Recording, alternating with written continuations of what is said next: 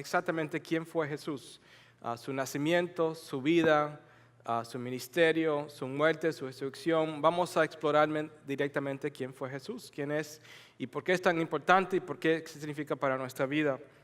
Si usted necesita una Biblia, por favor hace su mano y nuestro hermano le puede ayudar, porque en nuestra iglesia,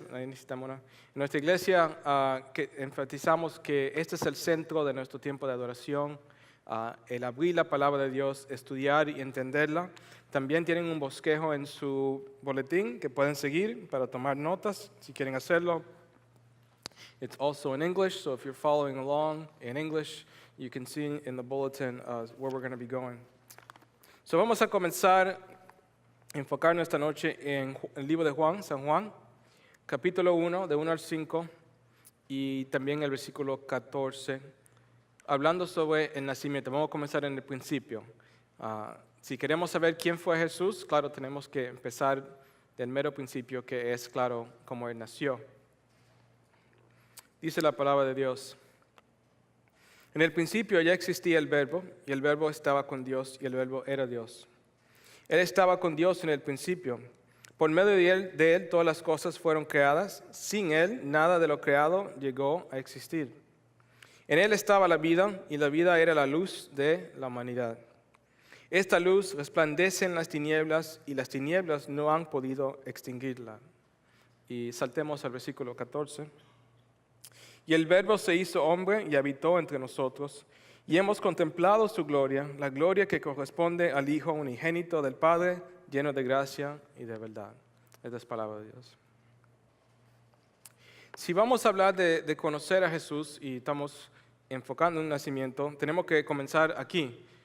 Claro, todos conocemos la historia de Navidad, que hace unos meses repasamos, de su nacimiento, de su madre, de su padre, que tuvieron que irse a Egipto, todo lo que recogimos en Navidad, claro.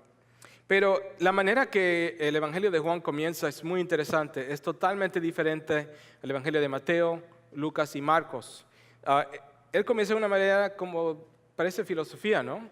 Hablando de un verbo y qué es esto de un verbo y el verbo se hizo y lo otro. Pero es muy importante entender qué es lo que quiere decir Juan para saber la esencia de quién es Jesús.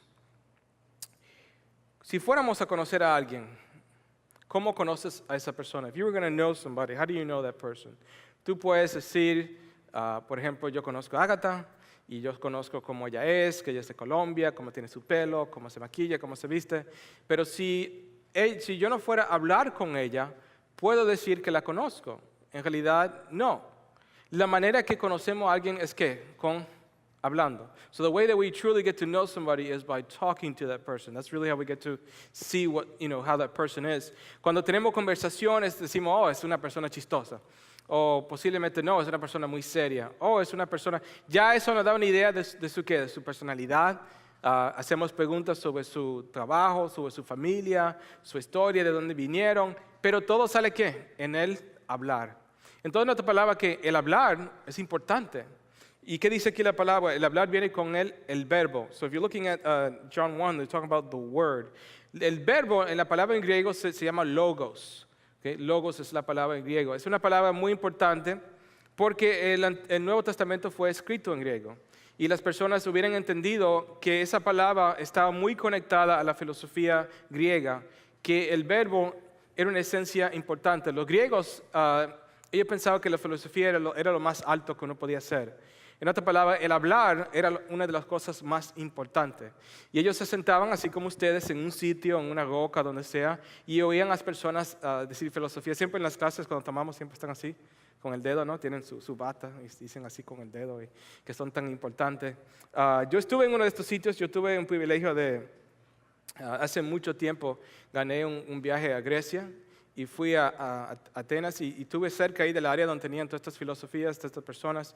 Y vi que en una de estas rocas, una roca bien conocida, una roca que se llama la roca de Martes, ellos se sentaban y lo que hacían era eso. Oían a las personas hablar sobre todo tipo de ideas. En un sentido, Juan está hablando de estas personas. Y él está diciendo algo muy importante. Véanlo otra vez. Dice que esta es la palabra o el verbo o el hablar. Estaba con Dios y el verbo era Dios.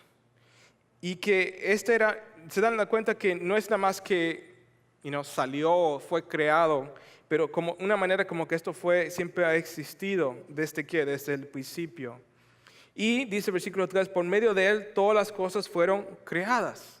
Todas las cosas, todas las ideas, todo lo que existe vino de este verbo.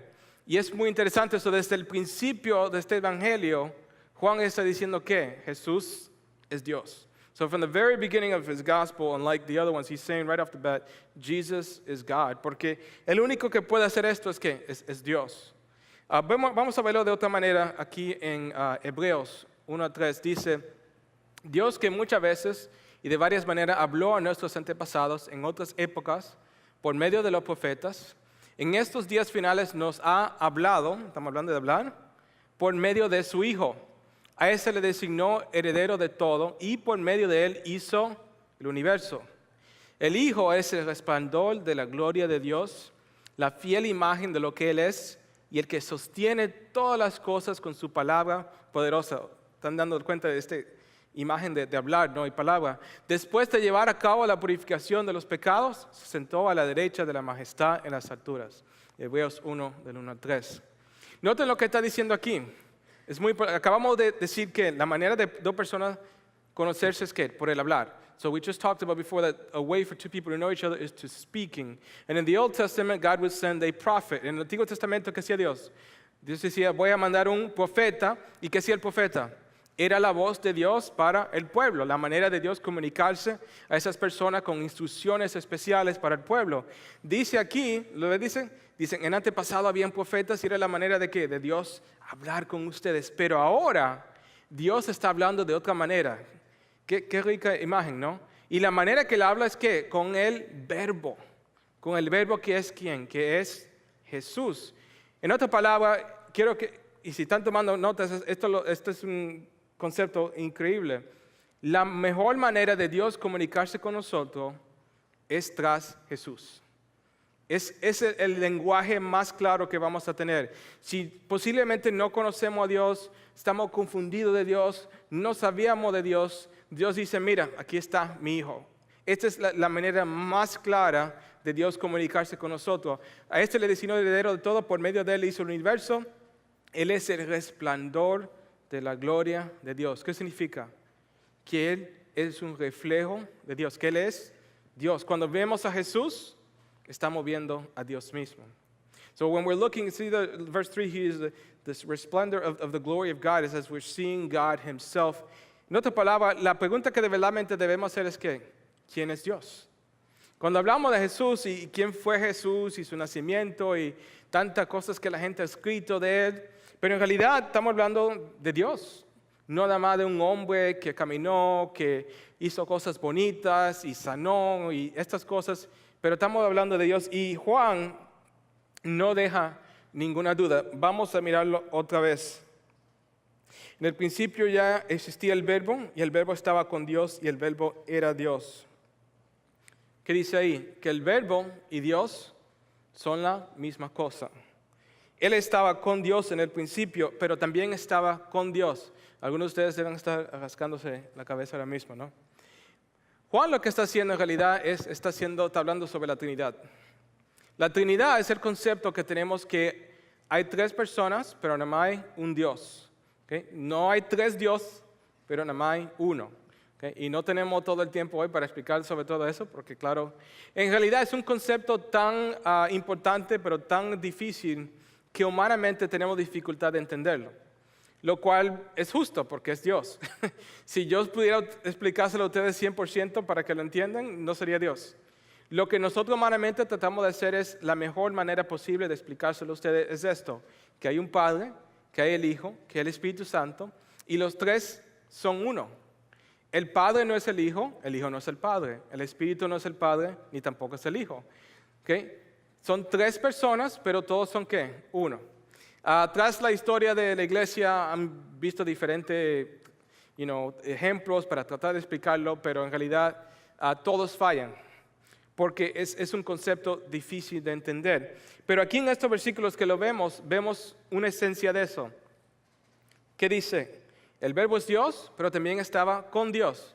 Bueno, si el verbo es Dios, ¿por qué está con Dios? You guys with me? ¿Están un poco confusos? ¿Cómo puede ser el verbo Dios, pero también con Dios? Juan está hablando de la Trinidad. En otra palabra, que el Hijo está con el Padre y con el Espíritu, pero son todo uno. Hay una palabra, si quieren aprenderla esta noche, quieren escribirla, una palabra de estas importantes teológicas, se llama perichoresis, que es a theological word, I'll teach you real quick. La palabra perichoresis significa que hay un coro, una comunión entre los tres. Es un término teológico que significa esto. Entre los tres hay comunión, hay amor. Los tres se aman y los tres se refieren del uno al otro. Cuando la palabra dice Dios es amor, es porque ya Dios es amor entre los tres. ¿Me están siguiendo? Ya el amor existía porque Dios es amor y entre los tres hay amor. Dios no necesitaba crear a ti y a mí para amar. Ya el amor estaba. Si no habían oído eso, hoy lo están oyendo por primera vez. Dios creó, ¿por qué? Por hacer una imagen y un reflejo de su amor. La Biblia está llena de direcciones a nosotros, especialmente los creyentes, a amarnos. ¿Por qué tanto habla el Nuevo Testamento sobre amor? Why does the New Testament talk so much about love? Well, it's a reflection of the Trinity. El amor es un reflejo de la Trinidad. El amor ya existe aquí entre estas tres personas. Y nada más tienen que leer el Evangelio de Juan para darse cuenta que dice Jesús: yo amo al Padre, el Padre me ama a mí, yo hago ¿qué? La voluntad del Padre. Y lo que el Padre quiere hacer, yo lo hago. Hay una comunión excelente. ¿Qué pasa cuando Jesús es bautizado? Viene una voz del cielo y dice que este es mi Hijo, estoy complacido. Y viene también el Espíritu Santo. Tenemos esencias en el Nuevo Testamento, reflejos de esta comunión bella que existe, lo cual nos dice que ¿qué es Dios? ¿Quién es Jesús? Bueno, Él es Dios, parte de la Trinidad, la esencia de todo lo que hemos hablado aquí.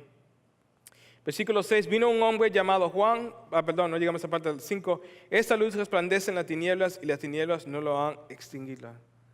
Él es un reflejo de esta luz que viene de esta Trinidad a las tinieblas y no pudieron ser con él. Versículo 14, y el Verbo se hizo hombre y habitó entre nosotros y hemos contemplado su gloria, la gloria que corresponde al Hijo, unigénito del Padre, lleno de gracia y de verdad. Y es a donde vamos a pasar el resto del tiempo. Este verbo, este concepto tan grande que acabamos de hablar, fuimos bien alto, ¿no? En filosofía y teología. Este concepto tan grande de quién Dios es, que es tan grande, vino y se bajó y se hizo hombre. Vivió una vida humana, tuvo amistades, tuvo hambre, caminó, lo insultaron, lo azotaron, lo mataron, lo sepultaron y resucitó. Cualquier persona que niega que Jesús existió no ha estudiado de nada, ¿ok? Es muy simple. La gente, y eso es comprobado por personas que son ateos también. Y hay algunos que lo niegan, pero no tiene sentido. Hay evidencia que Él fue una persona verdadera, que caminó, que fue conocida. So we have evidence, we know for a fact that Jesus was real, that He walked, that He was a real person. El debate en realidad no tiene que ver con quién fue este hombre. El debate tiene que ver si este hombre verdaderamente era Dios. Si verdaderamente era quien decía. Y esa noche vamos a enfocarnos en 4 aspectos de este Jesús. Como decimos al principio, cuando ustedes comienzan a leer los evangelios y comienzan a tener una conversación con Jesús y a oír sus palabras, yo creo que vamos a descubrir 4 cosas. Primeramente, vamos a descubrir que este Jesús es humilde. Humilde. Como en el principio de nuestro culto leímos de Colosenses. Casi que es como Juan, que él es el todo. Que todo el universo está en tu mano, todo poder fue dado a Él. Pero también después dice en Hebreos que en Colosenses, que Él se humilló y se hizo hombre. ¿Por qué? ¿Qué dice la palabra? ¿Por qué el Dios del universo se va a venir y hacer esta carne, y humillarse? Bueno, la palabra nos dice que lo hizo por amor. Vamos a pensarlo de esta manera. Por un ejemplo, vamos a pensar que hay un rey. Este es un rey bonito. Y vamos a decir que el rey se ha enamorado. Y el rey se ha enamorado de alguien pobre en su reino. Está viendo su reino, hay muchas personas con poder y dinero, pero esta mujer que viene y lava los platos, dice, wow, esa es la mujer que yo quiero, ¿no? Y el rey estará pensando, ¿cómo voy a amar a esta mujer? Yo puedo como rey, tengo todo poder demandar que ella me ame. Y le voy a hablar con su padre y le digo, no, tu hija ahora es mi esposa. Pero después piensa el rey, si yo demando que ella me ame, posiblemente no verdaderamente me va a amar. Porque más en vez me va a tener ¿qué? Miedo. Entonces posiblemente piensa el rey, bueno, yo tengo todo poder, tengo toda potestad de mi reino, tengo dinero, lujos, yo le voy a comprar todo lo que ella quiere. Y le voy a dar una casa nueva para ella y su familia, le voy a dar joyería, le voy a dar un carro nuevo, todo lo que ella quiera. Pero después piensa el rey, posiblemente después ella me ama por mi dinero y mi poder y posiblemente no por quien yo soy. Entonces después piensa el rey, ¿qué debo hacer para que esta mujer verdaderamente me conozca y sepa que yo la amo? Entonces piensa el rey, yo tengo que bajarme de mi trono y hacerme como ella. Y posiblemente tengo que esconderme y disfrazarme, ¿no? Para que ella no sepa que yo soy verdaderamente el rey y me conozca de verdad. Y es cuando ella de verdaderamente, y posiblemente cuando ella sepa que quién yo soy y yo la ame, yo dejo el trono totalmente y estoy con ella por siempre. Pero el amor que Dios tiene con nosotros es mucho más que esta alegoría, es mucho más, ¿no? Porque Dios en su gran amor dio su Hijo unigénito para pagar el precio que no podíamos pagar nosotros. Un amor increíble que vino y se hizo como nosotros para estar con nosotros. ¿Por qué? ¿Por qué dice la palabra? Por amor. Por amor. Y era la única manera de verdaderamente conocer a la humanidad que quería. La palabra nos llama que su novia, la iglesia es su novia del Señor. Y Él ha pagado el precio máximo para estar con ella. Segundamente, accesible. Jesús es una persona que siempre estaba accesible a todos y tenía que conectar y ser como ellos. So the second thing is he was approachable or accessible to all around him. Había una historia hace mucho tiempo en una radio de un hombre. Y este hombre, bueno, era un hombre problemático, vamos a decir. No estaba muy contento, su esposa quería la iglesia y él no quería, y era tiempo de Navidad. Y dice, no sería correcto yo ir a la iglesia contigo porque en realidad yo dudo esas cosas y me sentiría como un hipócrita si voy contigo. Entonces la esposa se fue a la iglesia a celebrar las Navidades y el esposo se quedó. Y él está ahí en la casa, comienza a nevar, hay mucho frío y él oye un ruido bien fuerte. Y dice, ¿qué estará pasando? Está espantado. Y en ese momento se da cuenta que un montón de pájaros han entrado a una parte atrás de la casa y están atrapados por el frío y se están frizando. Y él se da cuenta, como él vive en una finca, que él puede llevarlo a un cuarto afuera, donde ellos pueden pasar la noche caliente y no morirse del frío. Inmediatamente el hombre puso su jacket, se salió afuera y corrió y trató de echar los pájaros a donde deben ir. ¿Y qué pasó? Como ustedes se imaginan, los pájaros se espantaron. Entonces después el hombre pensó, ¿sabes qué? Yo voy a coger pan y voy a llevar pan y voy a poner poco a poco. Y si ellos comen el pan, se van a ser tentados y van a llegar y van a estar calientitos y no van a sufrir.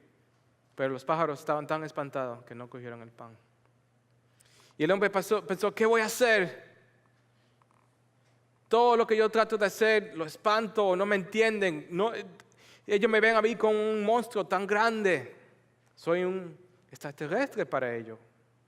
Y en ese momento el hombre pensó, si yo pudiera de alguna manera hablar el lenguaje de ellos, de pájaros, yo me bajaría y me hago como un pájaro y puedo estar con ellos y decirles, vamos todos juntos, confíen en mí, no tienen que tener miedo, yo los voy a amar, tengo un sitio seguro para que no caigan en ruina.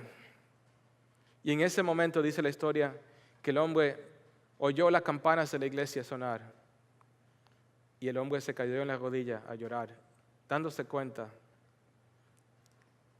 el verdadero entendimiento de la Navidad. ¿Cuál es el verdadero entendimiento de la Navidad? Dios con nosotros. Dios accesible. Dios que viendo la humanidad como estos pájaros, dijo, no lo voy a dejar en su problema. Me voy a ir a ser como ellos. Lo voy a amar. Voy a caminar con ellos. Voy a estar con ellos y decirle, vengan.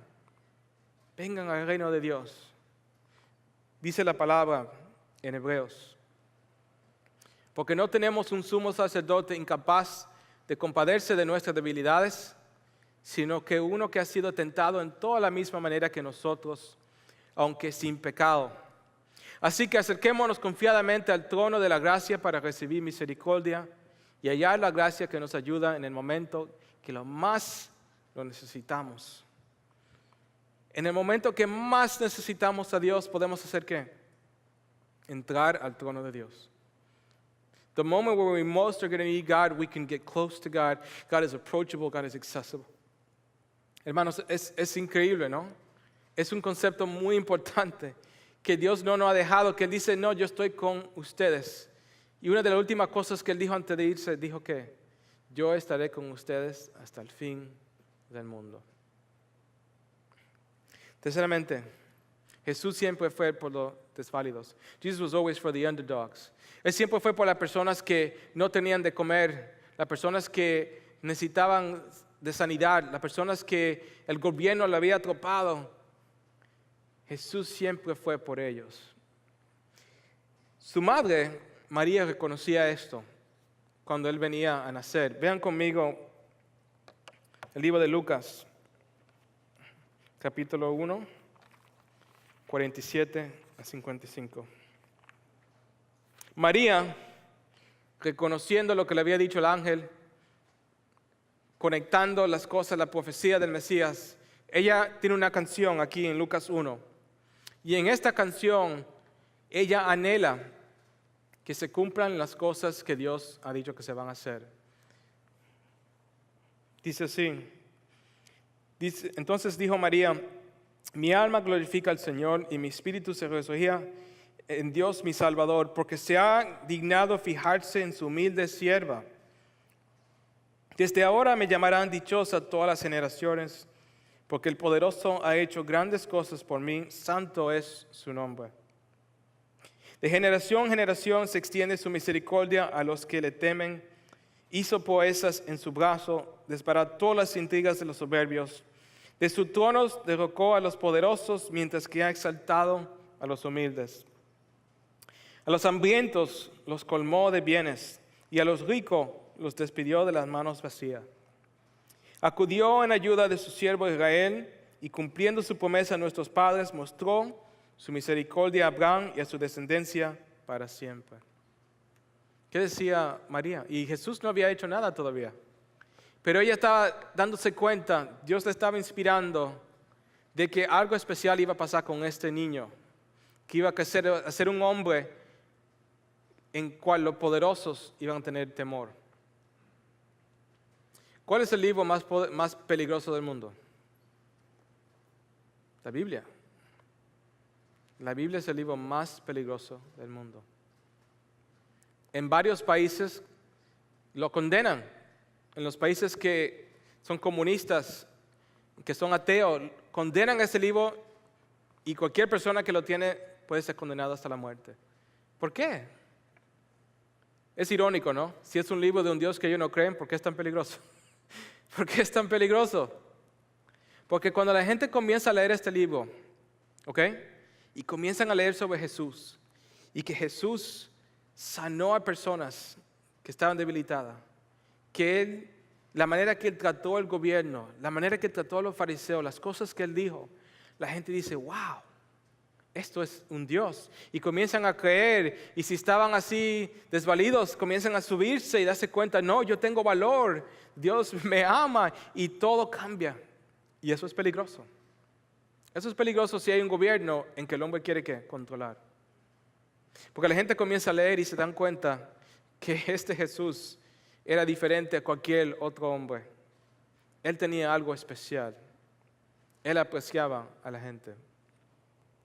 Últimamente, Jesús era valiente. Lastly, Jesus was courageous. Le voy a decir por decirle esta historia, posiblemente algunos de ustedes lo conocen. Esta señora, Kenny Genovese, en 1964 en Nueva York, ella estaba saliendo de su trabajo, fue a su edificio y un hombre la asaltó y la estaba asaltando y la mató. Y ella estaba gritando. El hombre por fin lo cogieron, lo mandaron a la cárcel, sirvió un buen tiempo y murió después. Pero eso no es lo interesante de la historia, aunque es una historia horrible. Lo que pasó es esto: 37 personas oyeron que este hombre lo estaba matando y ninguna hicieron nada.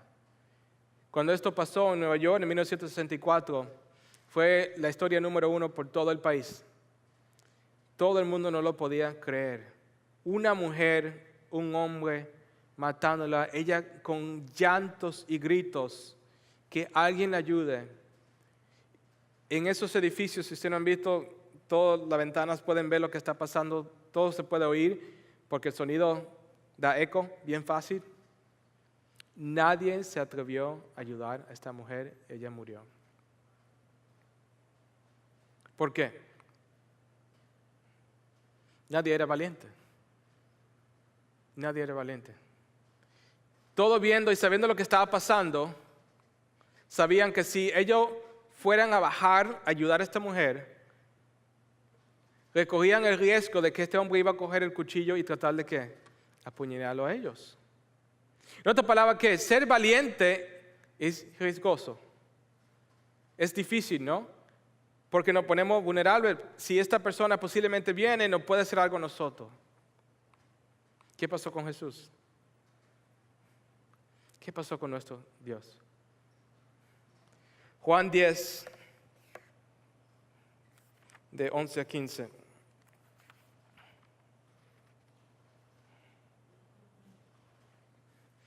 Para decirlo de otra manera, el Señor lo dice en Juan 10, de 11 al 15. Del 11 al 15, vamos a comenzar en el 10. El ladrón no viene más que a robar, matar y destruir. Yo he venido para que tengan vida y la tengan en abundancia. Yo soy el buen pastor. El buen pastor da su vida por las ovejas. El asalariado no es el pastor y él no le pertenecen las ovejas. Oigan lo que dice el Señor. Cuando ve el lobo se acerca, abandona las ovejas y huye. Entonces el lobo ataca al rebaño y lo dispersa. ¿Quién es este hombre? El contratado, ¿no? Asalariado. Él dice, a mí no me están pagando, yo no me trabajo aquí, como dicen la gente. People say, well, I only work here, I don't know, I'm not going to get killed for these sheep. Que se la come, a mí no me van a hacer. Y se va. ¿Por qué? Porque él no es el pastor, él no es el dueño. Versículo 13. Y ese hombre huye, ¿por qué? Siendo asalariado, no le importan las ovejas. Yo soy el buen pastor. Conozco a mis ovejas y ellas me conocen a mí. Así como el Padre me conoce a mí y yo le conozco a Él y doy mi vida por las ovejas. Eso es algo increíble, ¿no? Algo valiente. Estos pastores, y yo he hablado antes sobre esto, no eran personas fáciles. ¿Okay? Ellos tenían su batón. Muchas veces porque la vemos en la caricatura, hay un pastor tan bonito y tiene su batón. No, ellos eran personas fuertes, hermanos. Ellos tenían 2 palos, si no sabían. El palo más largo, que estaba así como, que tenía un turno así, ellos lo decían para coger las ovejas. Pero ellos tenían otro, que era fuerte, ¿para qué? Para darle un animal si venía a atacar a las ovejas. Entonces, para ser pastor, uno tenía que ser fuerte. Tenía que tener amor por las ovejas y cuidar de ellas, decirle, ven acá, oveja tonta. Pero también tenía que ser fuerte, porque si viene un lobo para tratar de coger tu oveja, tenías que ser valiente para matarla. Y claro, ¿qué pasa cuando tú peleas con un lobo? Te va a atacar, te va a arriesgar. Nuestro Señor, sabiendo lo que iba a costar ser humano y venir a este mundo, aún así lo hizo por amor, por las ovejas que el Señor le estaba dando. Él era valiente. No es fácil, ¿no? Como dice la palabra, posiblemente nosotros damos nuestra vida ¿por quién? Por alguien que amamos, por alguien que conocemos, un familiar, nuestros hijos. Pero ¿quién va a dar su vida por un extranjero? Right? Most of us, like the Bible said, we give our lives easily for a family member, but who of us would give our lives for a stranger? Eso es valiente, ¿no? Y lo que hace Jesús es mucho más que valiente, porque Él es el buen pastor. Como acabamos de ver, Él ama a estas ovejas. Él da su vida por ellas. Y eso fue lo que Él hizo. Cuando el Señor fue a la cruz y el Padre puso nuestro pecado en Él, lo hizo con propósito, con amor, de morir por sacrificio por sus ovejas. Eso no lo hace un hombre cualquiera. Eso lo hace Dios. Amén. Eso lo hace Dios por su gran amor. Yo no creo que lo hubiera podido hacer. Y me imagino que muchos de ustedes también piensan lo mismo. Y con gran amor y con gran gratitud nosotros cantamos y exaltamos y decimos, Señor, tú hiciste por nosotros lo que no podíamos hacer. Hermanos, cuando hablamos de Jesús tenemos que entender dos cosas. Él murió la muerte que teníamos que haber morido y Él vivió la vida que no podemos vivir. ¿Me entienden? Él vivió de una manera que nosotros ni imaginamos poder vivir, pero también murió una muerte que merecíamos nosotros. Y hasta hoy en día, cuando tomamos la Santa Cena, nos recordamos de ese gran sacrificio, de ese gran amor que nuestro Señor hizo por nosotros. Amén.